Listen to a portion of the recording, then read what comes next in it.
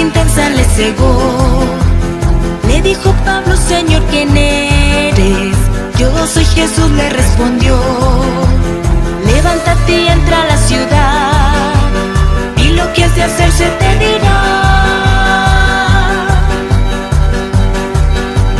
Dios envió a su siervo Ananías, y a Pablo la vista devolvió. Le llevó a las aguas del bautismo, de Espíritu Santo se llenó. Y Dios envió a Pablo a predicar a pueblos gentiles la verdad. Su encuentro con Dios, su vida cambió. Por Dios fue elegido para una gran misión, y se dedicó a la obra de amor. La fe en Jesucristo a los hombres enseñó. Su encuentro con Dios, su vida cambió. Por Dios fue elegido para una gran misión, y se dedicó a la obra de amor. La fe en Jesucristo a los hombres enseñó. La buena batalla él luchó, un trono en el cielo se ganó.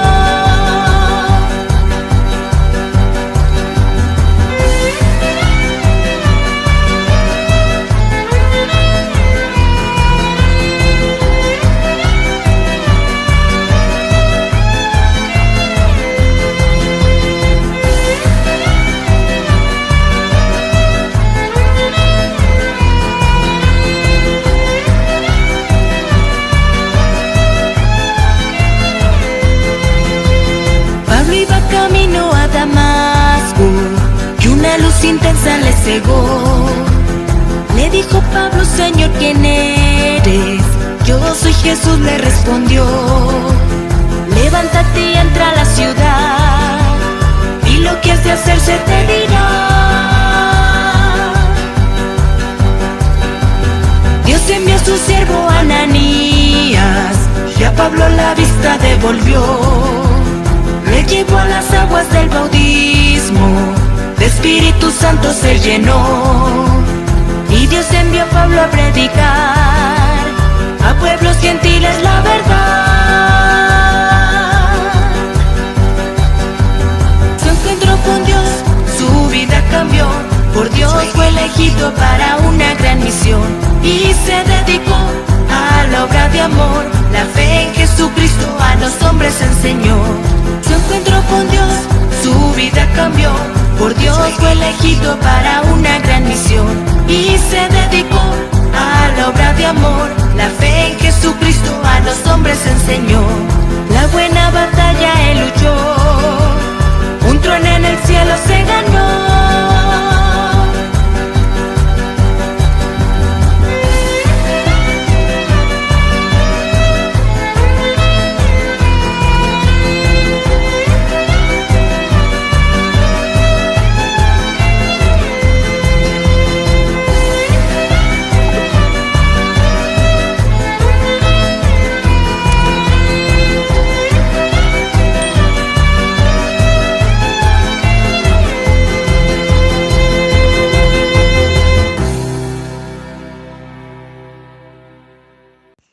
Dios le bendiga, queridos alumnos de este seminario.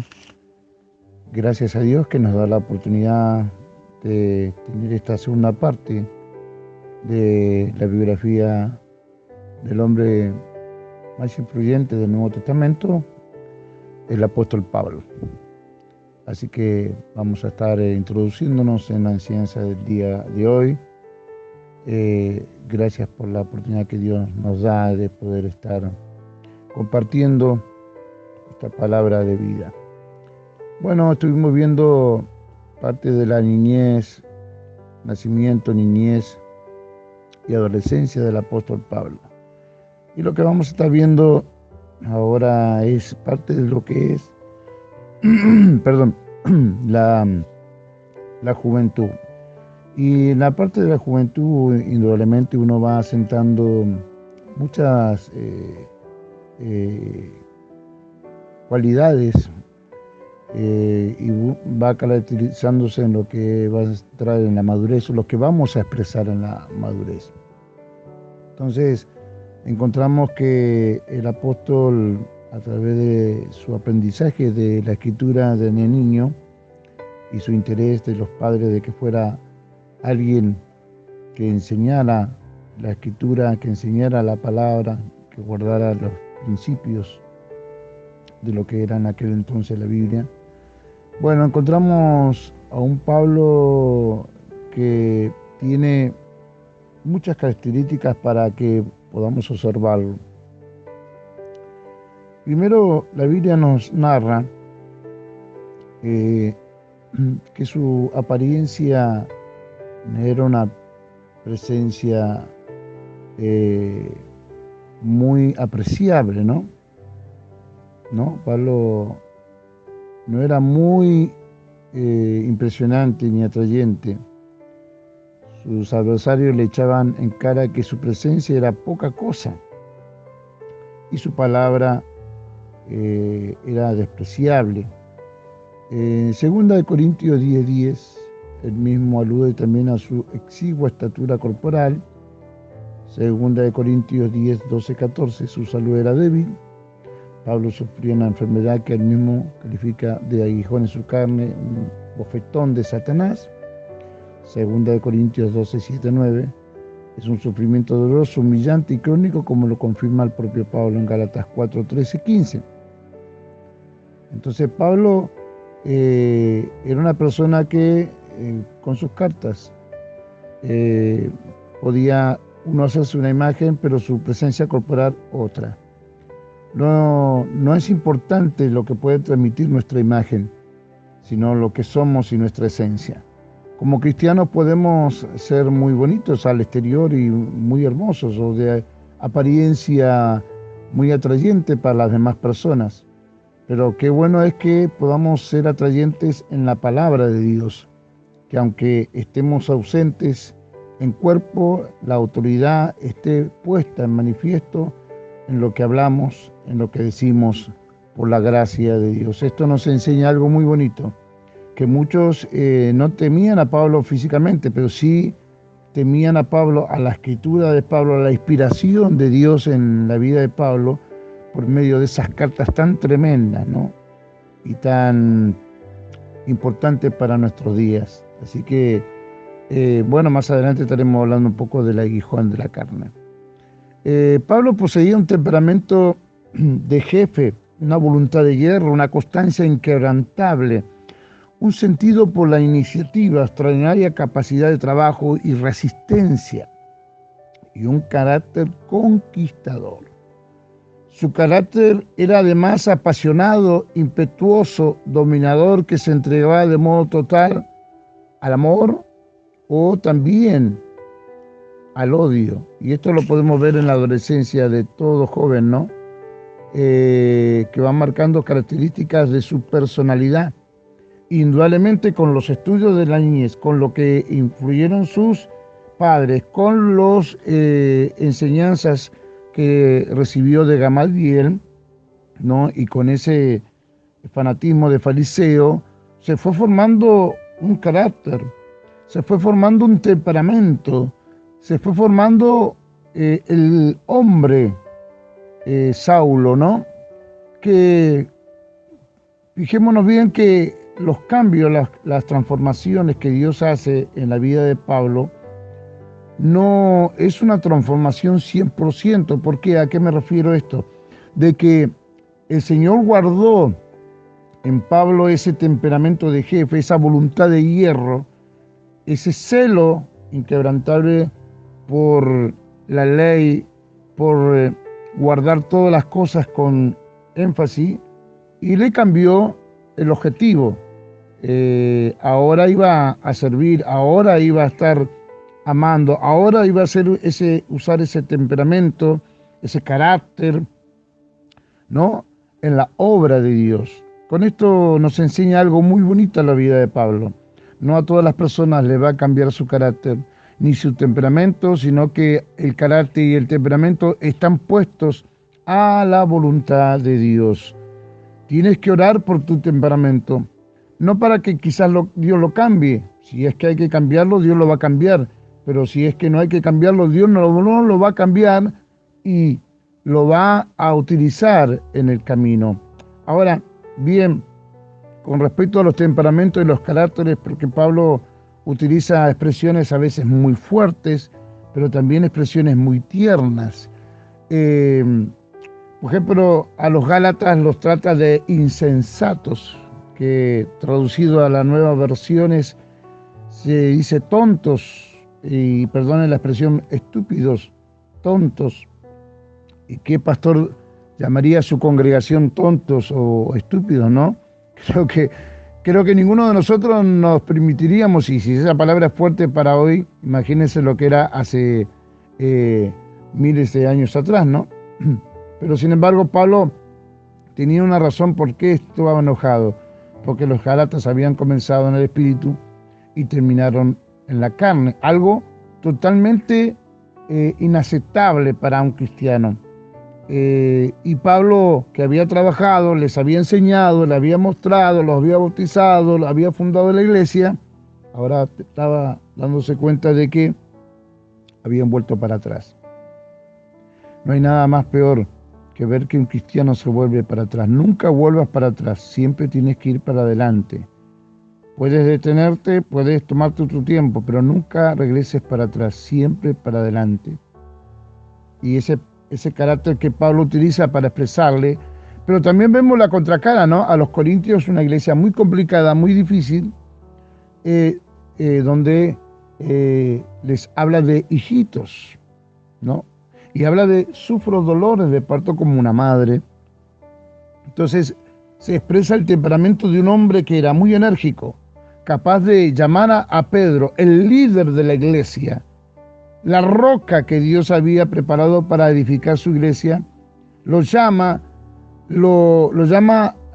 aparte, pero delante de toda la multitud, le hace ver el error que está cometiendo, le hace ver la falta con la autoridad, ¿no? Con la autoridad de Dios. ¿Y quién se atrevería, siendo el último apóstol, corregir al primero, ¿no? Y delante de toda la gente, porque Pablo estaba indignado y con ese carácter, con ese temperamento le habló a Pedro, y Pedro tuvo la semejante grandeza de escucharlo y darse cuenta que Pablo tenía razón. Gloria al nombre de Jesús. Qué bueno es tener gente de carácter en la iglesia. Tendremos gente tranquila, gente que hay que empujarla, gente que hay que animarla, gente que empuja a otros, carácter fuerte, carácter débiles, carácter pasivos. Todos somos un equipo y todos somos llamados por Dios. Dios cambiará el que tenga que cambiar, y el que no tenga que cambiar no lo va a cambiar, pero el carácter tiene que ser puesto en las manos de Dios para que Dios sea haciendo lo que Él quiera de nuestra vida. Su carácter era además apasionado, impetuoso, dominador, como decía, que se entregaba de modo total al amor y al odio. Más, junto a su férrea voluntad, Pablo tenía también un alma de fina sensibilidad y de condescendencia, y un corazón lleno de ternura que se pegaba a los hombres y despertaba fuerte simpatía, que sentía profundamente la necesidad y el dolor de los demás. Como pensador, Pablo fue esencialmente un espíritu intuitivo que los demás concebían la religión más por visión inmediata que por razonamiento discursivo. Sin embargo, fue también un poderoso dialéctico, y su capacidad natural se perfeccionó aún más por su formación rabínica. Ahí volvemos a lo que hablábamos el otro día, ¿no? La formación, el estudio, ¿no? Donde va moldeándose la persona, donde va moldeándose el carácter de la persona por el conocimiento de la palabra de Dios. Bien, encontramos también que la Biblia dice en sus cartas, la naturaleza y el arte le decían muy poco, y era más bien un psicólogo introspectivo. Sus comparaciones e imágenes están tomadas generalmente de la vida ciudadana, por ejemplo, de los soldados o del derecho, ¿no? Vemos el caso de la armadura de Dios, que está en el estudio también, la tipología que Pablo comienza a utilizar como el corredor que corre en la carrera, sobre los atletas, ¿no? Y también sobre aquellos que reciben la corona incorruptible de gloria, que han peleado la batalla, han corrido la carrera. Está hablando de un atleta que participa, y todo eso, sabiduría, toda esa gracia, toda esa personalidad, esa ternura, esa habilidad de transmitir conocimiento con palabras adecuadas. Encontramos la riqueza de un hombre que indudablemente Dios lo tomó y lo usó de todas las maneras, con su carácter, con su conocimiento, con su intelecto, con su formación. Lo puso en el camino y comenzó a ser una gran bendición, y es todavía una gran bendición para cada uno de nosotros.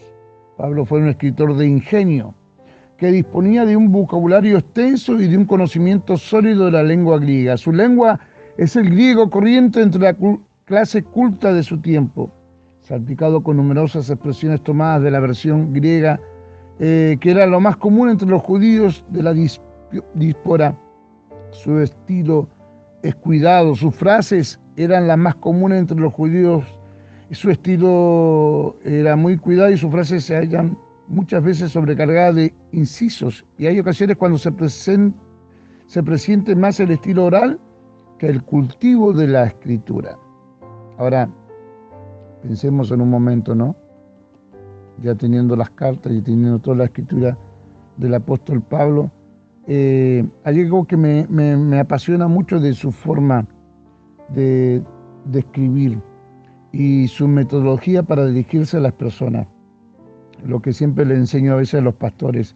Debemos aprender mucho de Pablo, porque a veces para corregir lo único que utilizamos es la vergüenza, es la humillación, es la herida, y pensamos que corrigiendo así obtenemos mejores resultados. Pero fíjese en la metodología del apóstol Pablo en todas sus cartas, porque las cartas son respuesta a los problemas de la iglesia y respuesta de hermanos. Pero ¿qué hace en las cartas? Pablo comienza saludando, resalta las virtudes de la iglesia o de los hermanos, y luego habla de los defectos y corrige los defectos. Qué bueno que nosotros tengamos esa corriente de pensamiento, esa ideología de parte de Dios. Saludemos amablemente, mostremos las virtudes de nuestros hermanos, corrijamos, veamos, hagámosle ver el error y corrijámosles con la palabra de Dios. Eso es la disciplina. Ahí se basa la disciplina espiritual de un creyente. No en el castigo, no en avergonzarlo, no hacerle hincapié en lo que no hizo, sino en ver que todas las virtudes pueden tener como resultado un gran cristiano, pero con errores podemos perder todas esas virtudes. Y esa es característica de las escrituras de Pablo, un predicador con carácter, que de nosotros trataríamos a la iglesia de esta manera. Ningún Pablo se enojó, movido por el Espíritu, le escribió con poder y autoridad en un mensaje inolvidable, ¿no?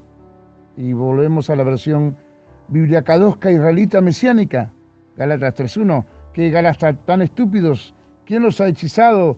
Delante de sus propios ojos fue claramente demostrado que él, Mahak, fue entregado a muerte como un criminal, ¿no? Los creyentes de Galacia habían sido fascinados por los argumentos falsos de los maestros, hasta dar la apariencia de que estaban bajo la influencia de un encanto. La magia era común en los días de Pablo. Los magos empleaban tanta la ilusión como el poder de Satanás para lograr sus milagros. La gente se involucraba en los ritos misteriosos de los magos sin tomar en cuenta sus peligros y origen. Los creyentes de Galacia, algunos de los cuales habían estado en Jerusalén en Pentecostés y habían recibido el Espíritu Santo, allí sabían que no recibieron el Espíritu de Dios por obedecer a la ley judía. Y Pablo enfatizó que así como comenzaron la vida cristiana en el poder del Espíritu, de igual manera crecerían por el poder de los Espíritus. El caso de los Gálatas es un caso muy especial. El caso de los Corintios es otro caso muy especial. El caso de los tesalonicenses, colonicenses, bueno, y todas las cartas tienen esta metodología. Saludo, reconociendo la virtud, defecto y cómo corregir defectos. Porque a veces señalamos y decimos los defectos de los hermanos, pero no le enseñamos cómo corregirlos. Ahí está la clave. Si vemos un defecto, enseñemos cómo corregir ese defecto o esa falta para el mejor servicio de Dios. El carácter, la personalidad de un hombre, temperamento, ingenuo, sutil, oportuno, con gracia y sabiduría para comenzar a tener muchas bendiciones de parte de nuestro Dios. Así que en muchas ocasiones Pablo hace útil su personalidad y su carácter, que fue lo que lo marcó en el tiempo de su juventud. Continuamos analizando la juventud y la formación de este carácter y esta personalidad del apóstol Pablo, ¿no? Estamos viendo su carácter fuerte y con resultados poderosos en nombre del Señor. Se diría que Pablo resulta demasiado subido y teológico para un lector medio, o que produce la impresión de radical, de orgulloso, hasta de antifeminista y hasta antipático, regañón, para el que no profundiza en su personalidad, encuentra estos resultados. Pero resulta que Pablo utiliza su lenguaje, su carácter, su personalidad para tratar con las personas de acuerdo a la gente que tiene adelante, la persona a la cual va dirigida y por qué tenía que tratarlos así. Por ejemplo, el caso de los Gálatas, volvemos al caso de los Gálatas, porque ellos ya eran espirituales, habían comenzado bien, habían recibido bien, estaban ya maduros, pero volvieron para atrás. El enojo es correspondido a alguien que ya tiene madurez. Por eso los pastores nos molestamos, nos enojamos, ¿no? Mucho con los creyentes que ya están bautizados, llenos del Espíritu Santo, y tienen años en la iglesia y se comportan como niños. Claro es que nos molesta y nos duele, y hasta nos enojamos, nos molestamos. ¿Por qué? Porque ya la demanda es otra. Pero no obstante, cuando llega alguien nuevo, comete un error, una falta, uno tiene la paciencia, ¿no?, de que, bueno, es alguien nuevo, alguien que recién está caminando, alguien que recién está aprendiendo de las cosas, y tiene paciencia con ese niño. Para tomar una idea, Pablo dice una mención: cuando era niño, tomaba la mamadera, pero ahora ya soy grande y como alimento sólido. Bueno, ahí está hablando de que es imposible que alguien que ya sepa comer vuelva a la leche. Crezcamos, maduremos. Y si no crecemos y no maduramos, seremos aconsejados, seremos reprendidos, seremos llamados la atención por nuestros líderes, claro, porque ya estamos grandes para andar llorando. Y la iglesia no es un jardín de infantes, no es una guardería. Todos ya tenemos que mostrar cierta madurez para ayudar al pastor a atender a los nuevos bebés que llegan. Pero qué triste encontrar a alguien ya con años y que sigue tirándose al piso, gritando, y quiero esto, y a mí no me dan esto, y bueno, la inmadurez cristiana. Y hay que volver a darle mamadera, y hay que volver a darle biberón, porque es un niño espiritual. Y con los que califican a Pablo con su carácter y su personalidad como un hombre machista, con la expresión "la mujer calle en la congregación", todo tiene su trasfondo no religioso y de la época. Si hay alguien que es más defensor de la mujer, es Pablo.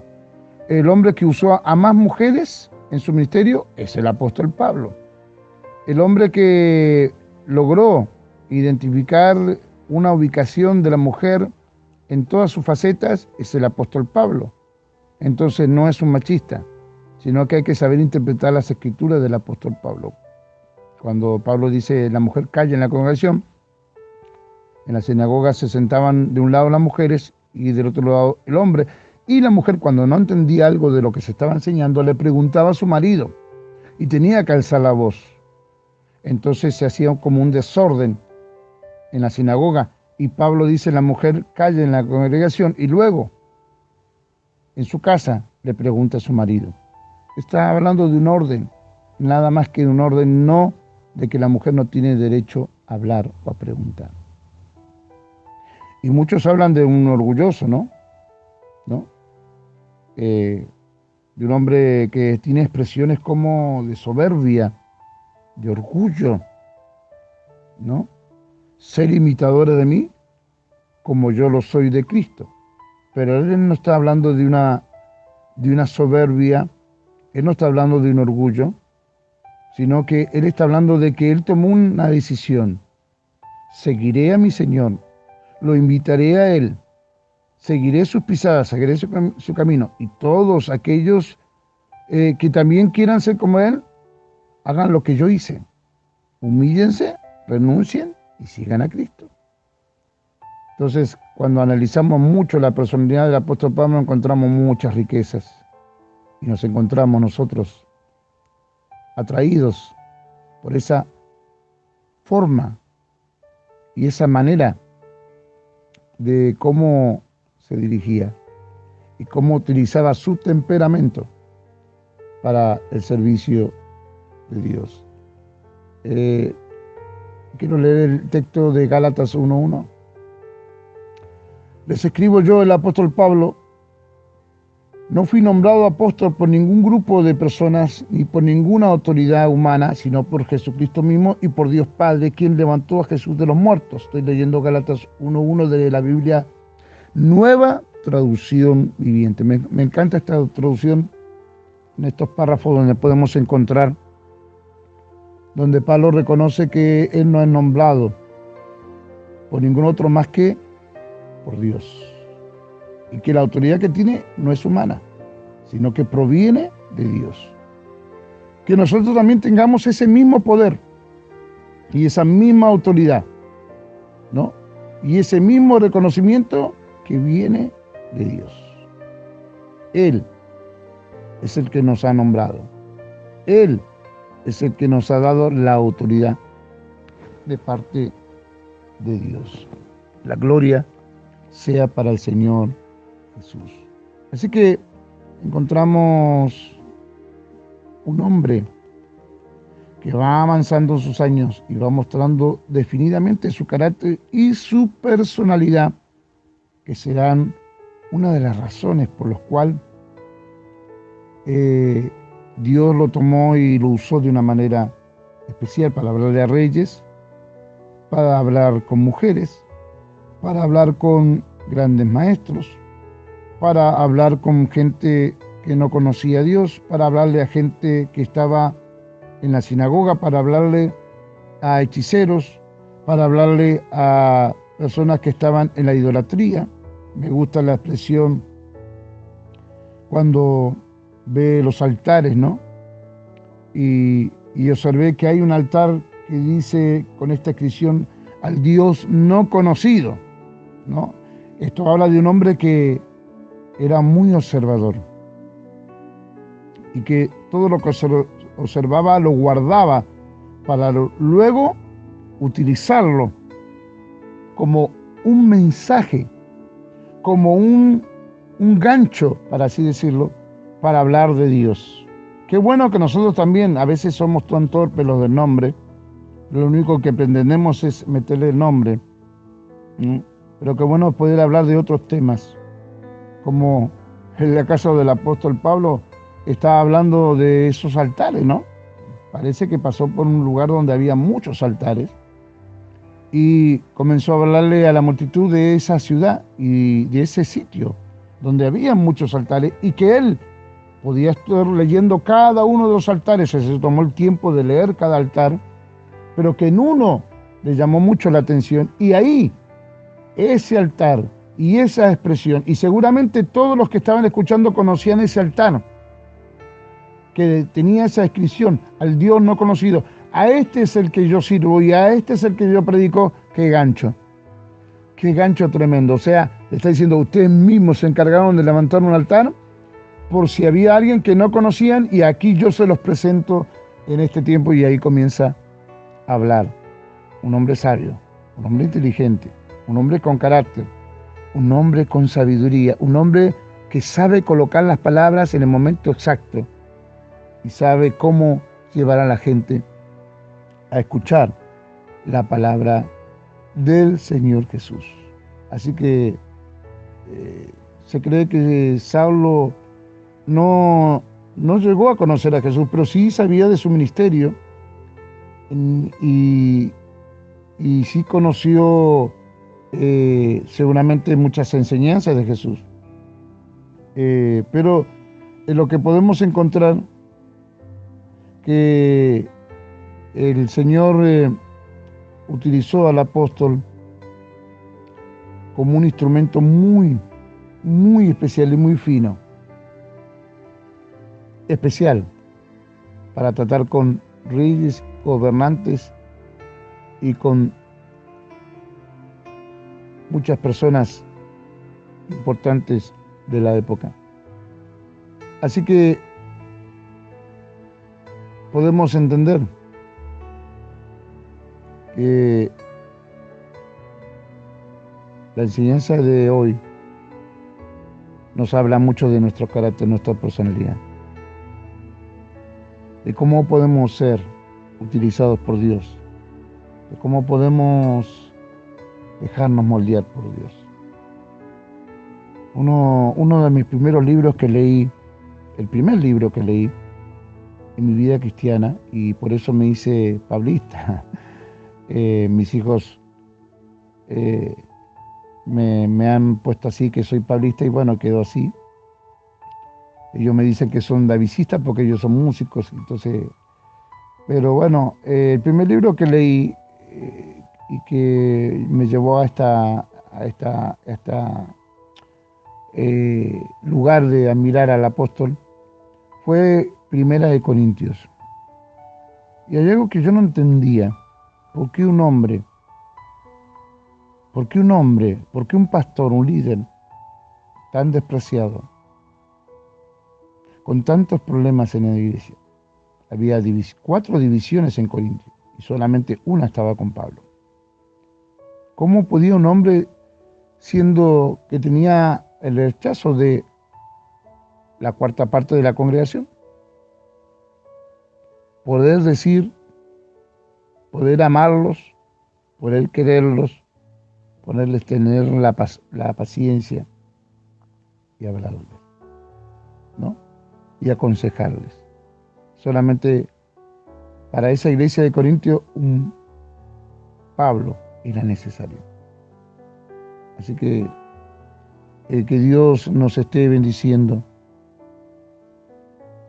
para que nos esté usando de una manera especial y que la gloria se manifieste a través de nuestro carácter. Si Dios nos tiene que cambiar, nos va a cambiar, no se preocupe.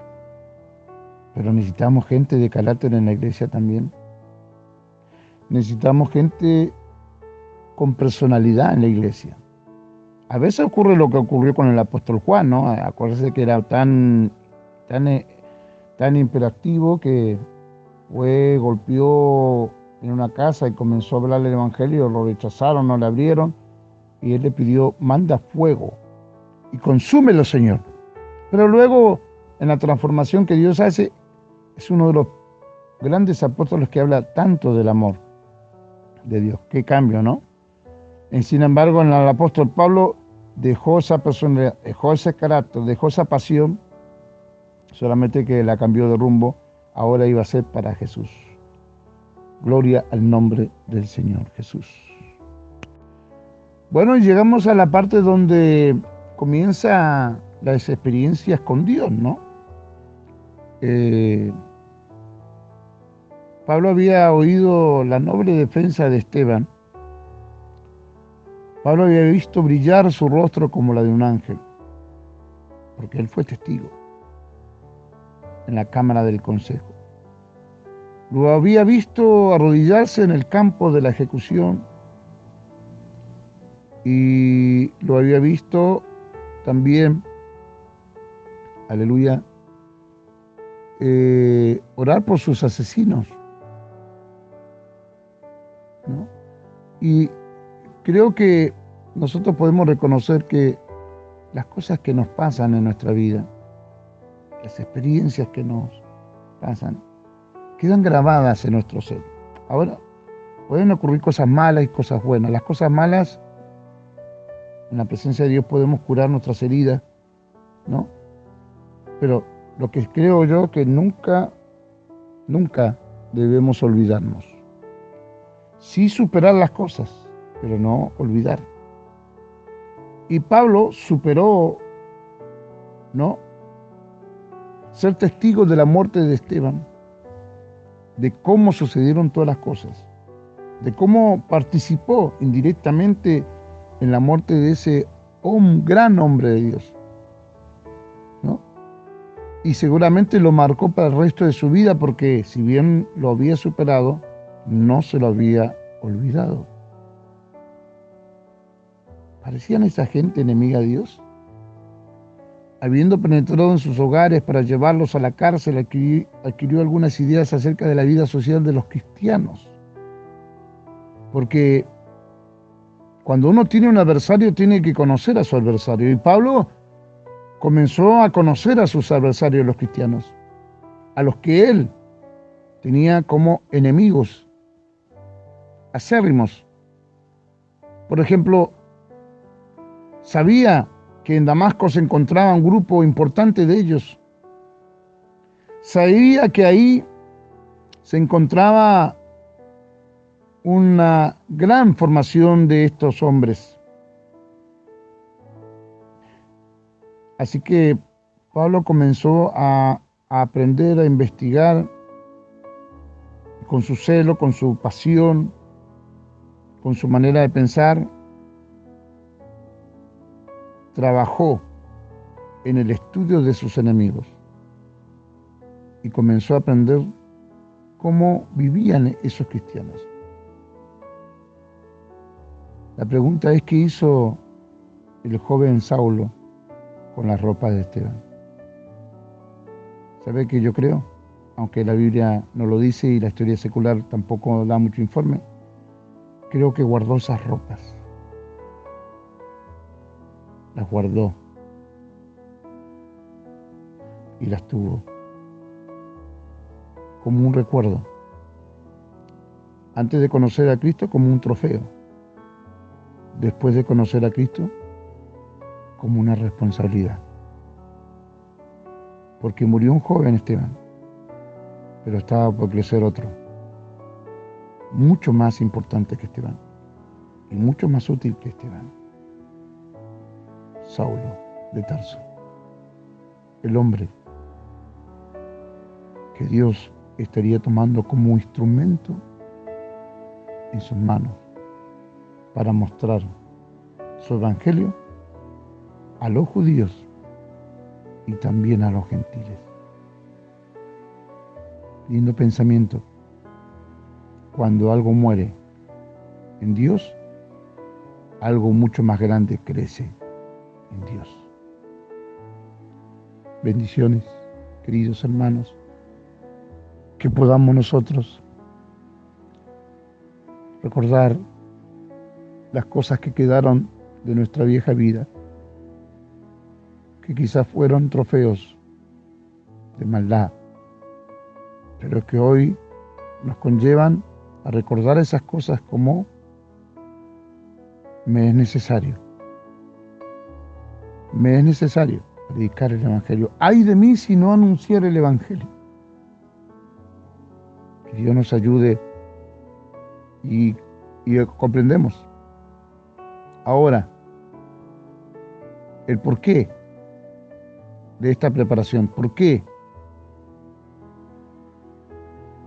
De todo lo que estaba sucediendo en el momento de la juventud del apóstol Pablo. Acuérdense que los cristianos de aquella época que hablaban de Cristo, que proclamaban a Jesús como nuestro Señor y nuestro Salvador. Él logró entender y comprender que todo lo que Jesús había dejado a su pueblo era contrario a lo que él creía o lo que a él le había recibido. Pero gracias a Dios. Gracias a Dios. Que todo estaba siendo preparado para el encuentro en Damasco. Ahí la historia va a cambiar. Ahí comienza otra historia mucho más hermosa para nosotros. Pero nos quedamos aquí en esta juventud. Nos quedamos aquí con las ropas. Nos quedamos aquí con una situación, ¿no? Y la Biblia dice que Saulo, respirando amenazas y muerte, ¿no? Qué triste es ver un joven sin Dios que está respirando muerte en su vida. Qué triste ver una persona que está respirando muerte en su vida. Y así estaba lleno Saulo, lleno de muerte, lleno de odio.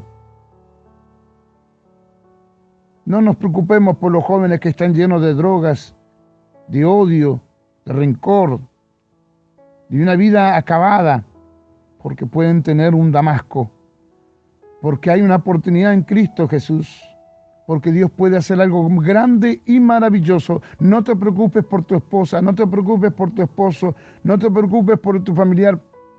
Puede ser el más perseguidor, el más blasfemo, el más rechazador, pero siempre puede haber un Damasco, porque mientras exista el Dios de Damasco, ese puede hacer un cambio glorioso en el nombre de Jesús. Oh, aleluya. Gracias a Dios por esta palabra. Gracias a Dios por esta enseñanza. Aleluya. Estamos viendo que hay un lobo lleno de odio en busca de las ovejas de Dios. Lo que él no sabe, que se está por transformar de lobo a otra oveja de Dios. Así es nuestro Señor. Así es nuestro Dios. Así es nuestro Señor Jesucristo. Él hace como Él quiere en medio de nuestras vidas.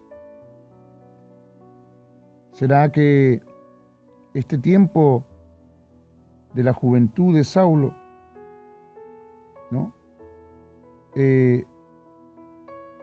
Va marcándonos una decisión y una meta en la vida de este ser humano? Su objetivo ahora, solamente su objetivo era exterminar a esta secta, a terminar con esta falsa doctrina, a exterminar el cristianismo. Decidido, con ese mismo objetivo que después, cuando se convirtió al Señor, lo tuvo, pero al revés, a expandir el cristianismo, a sembrar la palabra de Dios y que a la iglesia siga creciendo para la gloria de nuestro Dios. Alabanzas a nuestro Señor Jesús. Cuántas cosas para aprender del apóstol Pablo. Cuántas cosas podemos aprender de la vida de un hombre que fue marcada a fuego, utilizado por el diablo, pero ahora utilizado por Dios. Lleno de muerte, pero ahora lleno de vida. Con su vida hasta aquí, porque desde su niñez hasta su juventud vivió una vida de comodidades, de buen pasar, de dinero, de poder, de reconocimiento del mundo. Todos los grandes hombres de la época conocían ya la reputación de ese joven que estaba en el Sanedrín. ¿Cómo podía él hablar con esa elocuencia en las sinagogas y enseñar? Qué importante era Saulo para esa época y para todos los que tenían poder y autoridad. ¿Cómo podía él relacionarse con toda la gente con esa sabiduría y con esa gracia y con esa personalidad? Que estaba a punto de tener un encuentro que marcaría para siempre toda su vida, como lo hemos tenido tú y yo.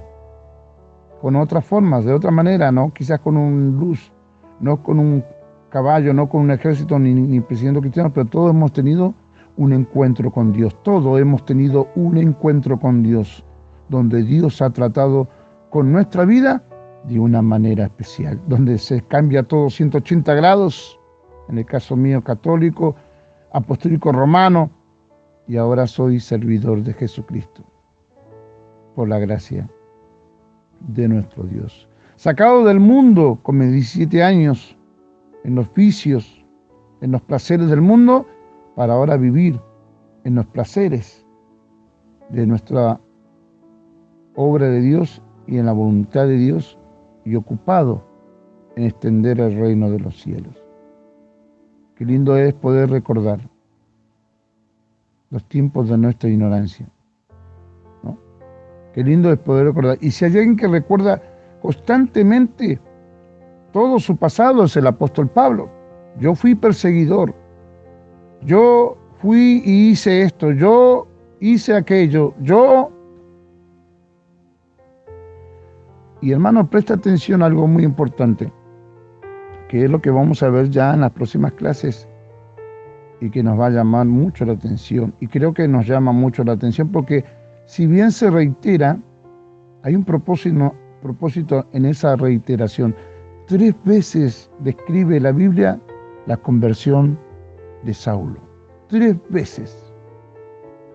No hay ningún otro personaje en la Biblia que se escriba 3 veces su encuentro con Dios, su transformación, su cambio, porque eso nos deja una enseñanza maravillosa de cómo Dios puede cambiar a cualquier ser humano, aún se resista a los cambios, pero que a Dios no hay nada imposible, ni nadie que se le pueda resistir. Así que estamos ya por finalizar esta segunda clase. Solamente dejaremos este texto de Hechos 26:14. Esta versión es una versión de la Biblia Reina Valera Antigua 1602, conocida como la Biblia del Cántaro.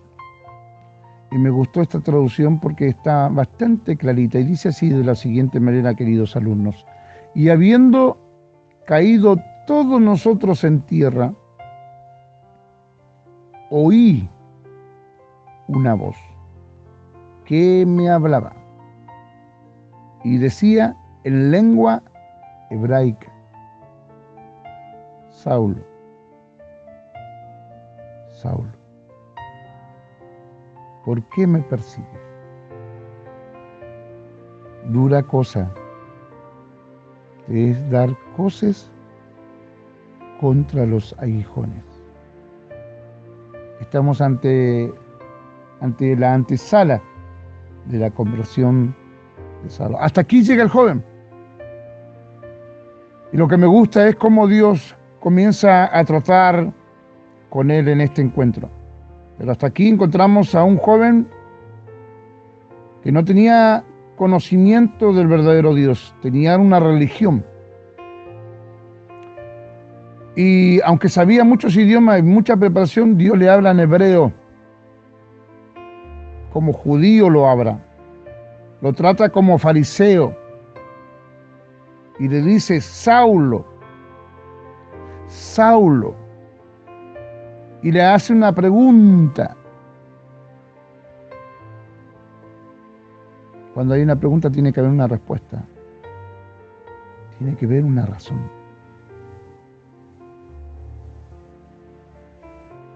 Nuestro Dios le pregunta al joven Saulo, ¿por qué me persigues?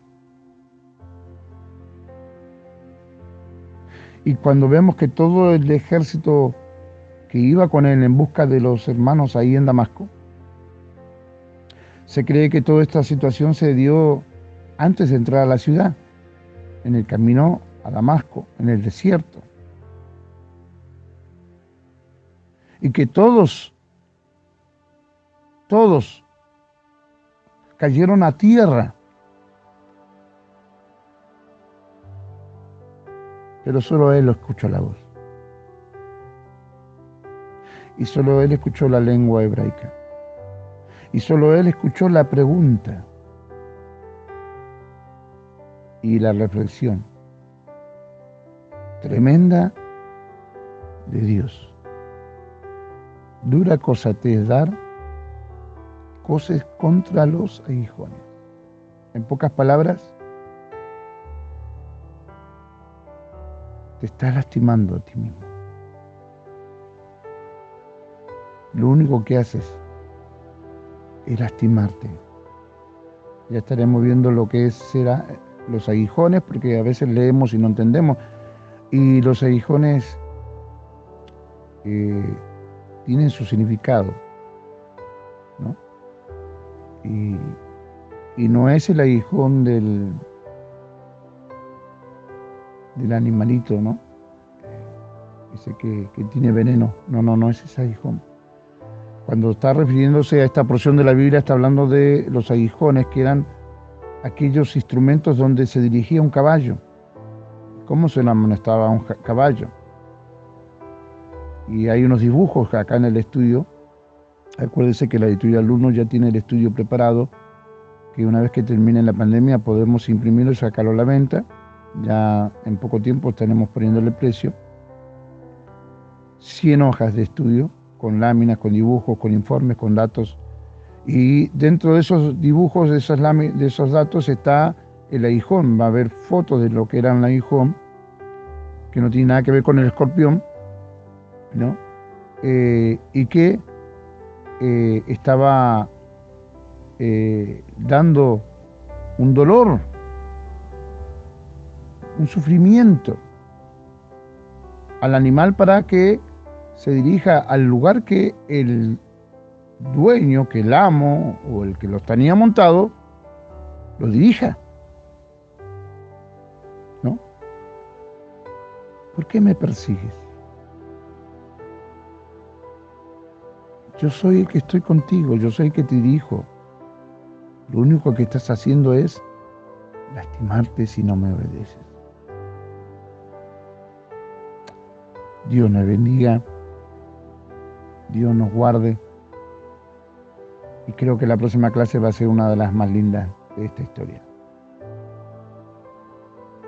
La biografía del apóstol Pablo, el hombre más influyente de estos tiempos, el hombre que Dios utilizó en todas sus facetas para dejarnos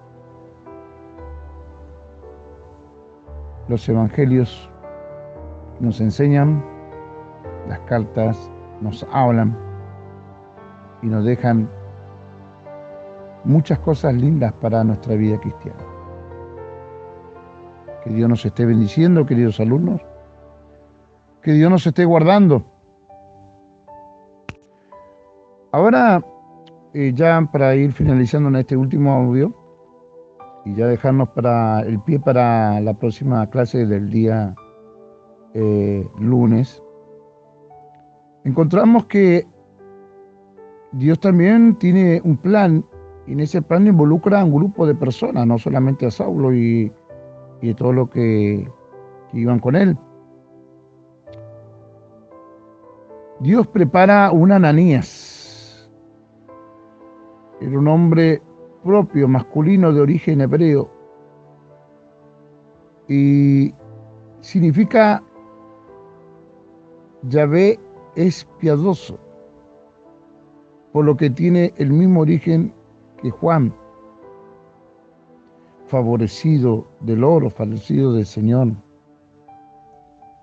Entonces, cuando encontramos que Dios utiliza a Ananías, o comienza a preparar a Ananías para que sea una parte fundamental también en el ministerio del apóstol Pablo.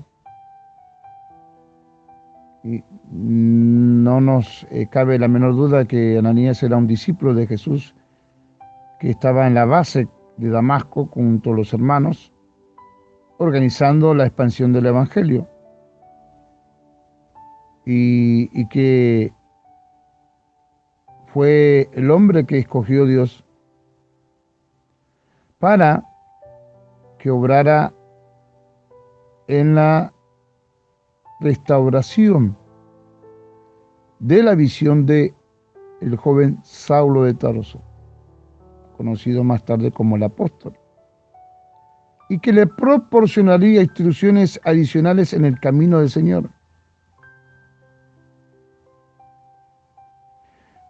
Ahora Ananías sabía de este joven. Ananías sabía de cuánto mal, porque como hablábamos, ¿no?, que cada uno conoce a sus enemigos, así como Saulo conocía a los que estaba persiguiendo, también qué bueno que la iglesia sepa quién nos está persiguiendo. No para tener miedo ni temor, sino para saber, aleluya, cómo debemos combatir, ¿no? Cuando la Biblia habla, por ejemplo, el apóstol habla de la armadura de Dios, está hablando de una armadura que indudablemente fue preparada para los ataques del enemigo. ¿Para qué voy a querer una coraza? Porque el enemigo me tira flechas. ¿Para qué quiero un escudo? Porque el enemigo me tira flechas y dardos de fuego. ¿Por qué quiero un yelmo? Porque el enemigo ataca la cabeza. ¿Por qué tengo que tener el apresto del evangelio? Porque debo aprender a caminar con agilidad y con velocidad, porque la guerra sí lo propia. Bueno, la armadura tiene una razón en base de cómo ataca el enemigo. Y la iglesia tiene que saber y conocer a su enemigo. Por eso nos dice, no tenemos lucha contra sangre ni carne. Bueno, nos está describiendo a la iglesia contra quién estamos peleando para que nos preparemos. Porque nadie comienza a edificar un edificio sin antes calcular sus gastos. Nadie sale a la guerra si ve con quién está peleando, cuántos son los que vienen. Hermano, tú tienes que darte cuenta que estamos en una guerra espiritual y que el enemigo no va a tener compasión. Por eso tenemos que saber cómo opera el enemigo. Operan los jóvenes, los niños, bajo influencias de drogas, vicios, toma las mentes, toma los dominios. Entonces sabemos que nuestra guerra no es contra las personas, sino contra aquel que está operando en las personas. Y lo que el Señor le quiso dar a entender a Ananías es que no te preocupes, aleluya, yo sé con quién estoy peleando, yo sé con quién tengo la guerra y te mando a ti porque sé que tú puedes hacer algo en la vida de este joven que sí, conozco su trayectoria, conozco sus antecedentes, conozco lo que está haciendo.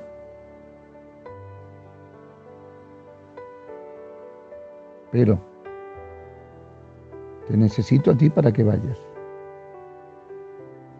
La iglesia tiene una misión. Y qué bueno que respondamos con hechos y con palabras. Mire, las palabras de Ananías era, había entonces en Damasco un discípulo llamado Ananías, a quien el Señor dijo en visión, Ananías, y él respondió, heme aquí, Señor. A veces le decimos, heme aquí, Señor, pero son expresiones verbales que tienen que ir acompañadas por acciones. Y la acción de Ananías no iba muy acompañada con la expresión de heme aquí, Señor, porque luego Ananías comienza a describir, Señor, pero este persigue a la iglesia, este es un hombre tremendo, lo conocemos, sabemos, como diciendo, bueno, Señor, capaz que tú no sabes, no estás bien informado, Señor, todo lo sabe. Lo que pasa es que Ananías tenía preocupación. Y se apresuró a decir, heme aquí, Señor, no sabía la misión que le esperaba.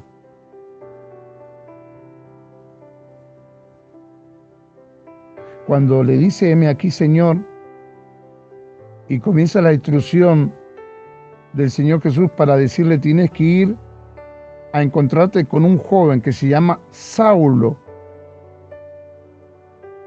Saulo, la cara de Ananías cambió. Cambió mucho. Aunque era un hombre piadoso de la ley, tenía un buen testimonio de los judíos que habitaban en Damasco, Hechos 22:12. Todo indica que era uno de los refugiados de la persecución de Jerusalén, descrita en Hechos 8:1, y que sin duda era uno de los líderes del grupo de Damasco. Seguro que era un líder. Y el Señor le da las instrucciones, mira, tendrás que ir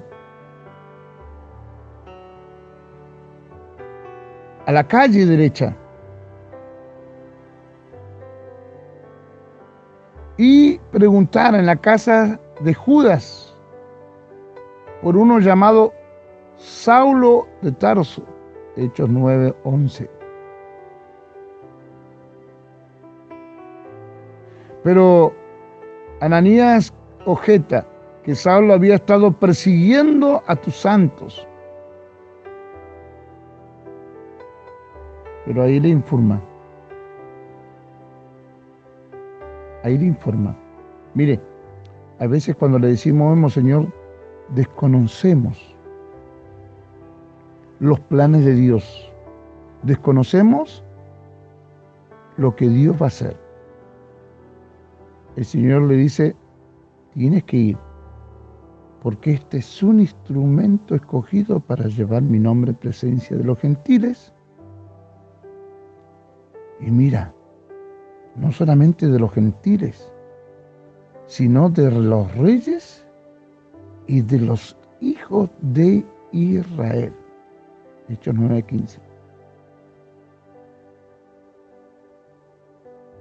¿Sabe a quién le cuenta Dios con detalles sus planes? A sus hijos.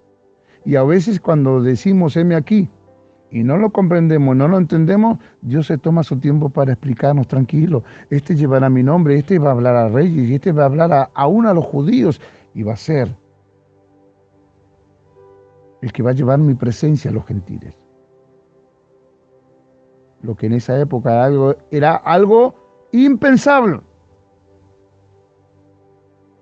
Porque hasta ese momento solamente se hablaba a los judíos de la fe y de la gracia de Dios. Ahora, Dios estaba dando un cambio 180 grados a la historia de la humanidad. La puerta se iba a abrir. Y realmente lo que se había ocurrido en el templo del velo rasgado, ahora por primera vez estarían pisando el lugar santísimo los gentiles, que solamente tenían acceso a un patio exterior. Tremenda cosa. Tremendo plan de Dios. ¿Y a quién se lo revela?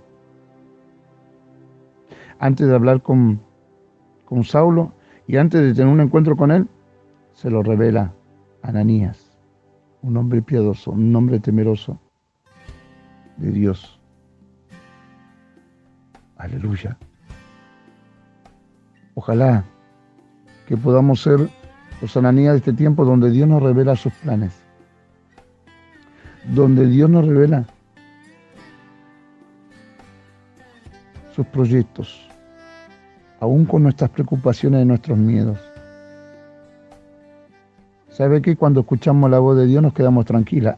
Pero bueno, si este es un instrumento, si este va a llevar tu nombre, tu presencia a los gentiles y va a estar hablando de reyes, entonces yo voy. Yo voy porque algo grande estarás haciendo.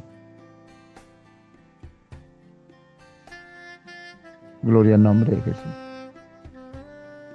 La iglesia necesita a los Ananías que ejecuten los planes de Dios ¿Sabe qué? Dios podía haber bajado, descendido, mandado el Espíritu Santo, podía haber abierto los ojos así como lo encegueció, podía haber abierto los ojos, no, pero Él utiliza a su iglesia. Él quiere utilizarte a ti. Hay un Ananías en tu vida y hay un Saulo cerca tuyo y Dios te quiere mandar a ti, no hay otro. No quiere utilizar a otro, te quiere utilizar a ti. Ananías tiene un lugar de honor en la historia sagrada, un derecho especial sobre el reconocimiento de todos los que de una manera u otra han entrado en la bendición que proviene de la vida y obra del gran apóstol. Sí, una bendición.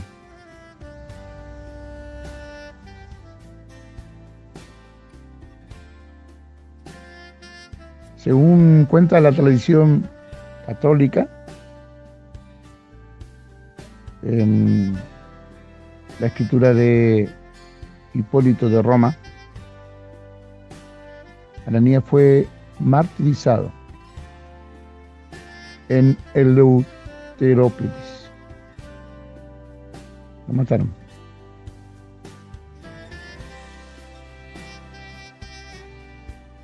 Amén. Lo mataron. Murió, pero cumplió la misión de Dios. Qué bueno que cumplamos la misión de Dios. Amén. Bueno, que el Señor nos bendiga y el lunes estaremos viendo los momentos más trascendentales de la transformación de un hombre en las manos de Dios. Vimos a un joven que comenzó su juventud teniendo las ropas de otro joven que moría por causa de Jesucristo. Y creo que la oración de Esteban llegó. No les tomé en cuenta. Y la verdad que en Saulo no se le tomó en cuenta ese pecado. Pero sí lo marcó para el resto de su vida. Ahora él estaba a punto de tener un encuentro con Dios y a vivir. No una vez. A Esteban lo apedrearon una vez y murió. A Pablo, según describe su trayectoria cristiana, que 3 veces sufrió apedreamiento. Sí, se habrá acordado, ¿no?, de Esteban. Que Dios nos bendiga, Dios nos guarde. Y los espero el próximo lunes con la enseñanza tercera del apóstol Pablo, la conversión. Y los momentos más tremendos, sus años en los desiertos, la desconfianza de todos los discípulos, la soledad, el mundo que le da la espalda, la pobreza que aparece, la soledad de un hombre de Dios y el regreso del desierto, donde tiene que hacerse un lugar con ese carácter y esa personalidad, y donde Dios comienza a operar y comienza una vida extraordinaria de milagros, de poder, de bendición y un legado para toda la humanidad y para todos nosotros los cristianos. ¿Cuánto no debemos aprender de la vida y de la obra del apóstol Pablo? Que Dios me los bendiga. Un gran saludo, un gran abrazo a todos. Que en este día Dios me los guarde y que Dios te prepare para lo que viene. Un saludo grande, Pastor Fernando Sánchez, para servirte siempre. Gracias, hermano, por ser parte de este seminario, donde juntos aprendemos cada día para servir a nuestro Dios.